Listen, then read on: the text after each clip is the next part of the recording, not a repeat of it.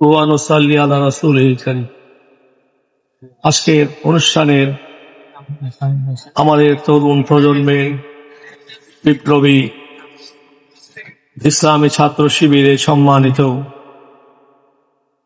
কর্মকর্তাবৃন্দ, আজকে আমার সামনে উপস্থিত বাংলাদেশের আমাদের সবার ভবিষ্যৎ নির্ধারণ করার ক্ষেত্রে তিনি প্রধান ভূমিকা পালন করছেন জামাত ইসলামের আমির ডাক্তার শফিকুর রহমান, উপস্থিত নেতৃবৃন্দ, সদস্যবৃন্দ, সুধীবৃন্দ এবং ছাত্র শিবিরের সম্মানিত সদস্যবৃন্দ, আসসালামু আলাইকুম।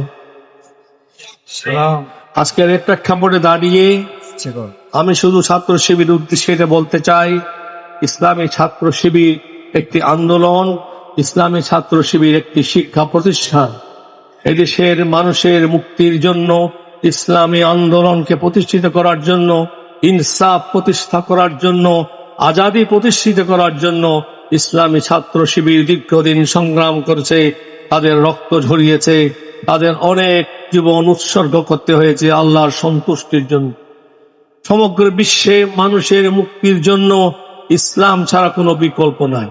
ইসলাম সমস্ত মানুষের ধর্ম, সমস্ত মানুষের আদর্শ, সমস্ত মানুষের মুক্তির পথ নির্দেশনা দিয়েছে। মুহাম্মদুর রাসূল সাল্লাল্লাহু আলাইহি ওয়াসাল্লাম শুধুমাত্র মুসলমানদের জন্য নবী হিসাবে পাঠাননি, তাকে সমস্ত মানুষের মুক্তির জন্য পাঠিয়েছেন। আজকের পৃথিবীর মানুষের কাছে, আমাদের ক্ষুধিত মানুষের কাছে, ব্যথিত মানুষের কাছে, রোগাক্রান্ত মানুষের কাছে, যারা অর্থভুক্ত মানুষের কাছে যদি মুক্তি দিতে হয়, তাহলে ইসলামকে প্রতিষ্ঠিত করতে হবে, ইসলামের ইনসাফ সেটাকে প্রতিষ্ঠিত করতে হবে। আজকে বাংলাদেশে আমাদের সুযোগ রয়েছে, আলহামদুলিল্লাহ, পরিবেশ সৃষ্টি হয়েছে। ইসলামী ছাত্র শিবির সে নেতৃত্ব দিচ্ছে, সে নেতৃত্ব দিবে। আর দীর্ঘদিন ধরে আমি ছাত্র শিবিরের সঙ্গে ছিলাম, আমি থাকবো ইনশাআল্লাহ। এই কথা বলতে চাই তোমাদের কাছে। আরেকটি কথা বলতে চাই যে আমাদের সবচেয়ে বেশি প্রয়োজন বাংলাদেশকে গড়ে তোলার জন্য, আমাদের প্রয়োজন সৎ, যোগ্য এবং দেশপ্রেমিক নাগরিক। অতএব তোমরা সততাকে প্রমাণিত করেছো, সততাকে প্রতিষ্ঠিত করার আন্দোলন করছো, যোগ্যতাকে প্রতিষ্ঠিত করতে হবে। বাংলাদেশের সবচেয়ে বড় সমস্যা হচ্ছে দুর্নীতি। বাংলাদেশকে দুর্নীতি মুক্ত করা সম্ভব হলে এই দেশকে একটা পৃথিবীর শ্রেষ্ঠ দেশে আমরা পরিগণিত করতে পারবো।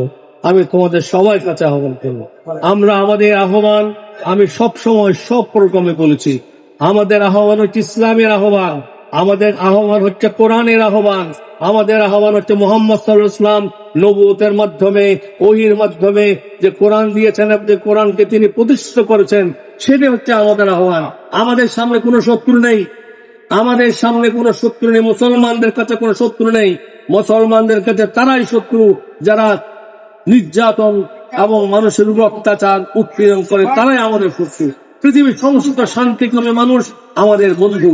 আমাদের সবার কাছে দাওয়াত দিতে হবে সত্য এবং ইনসাফ।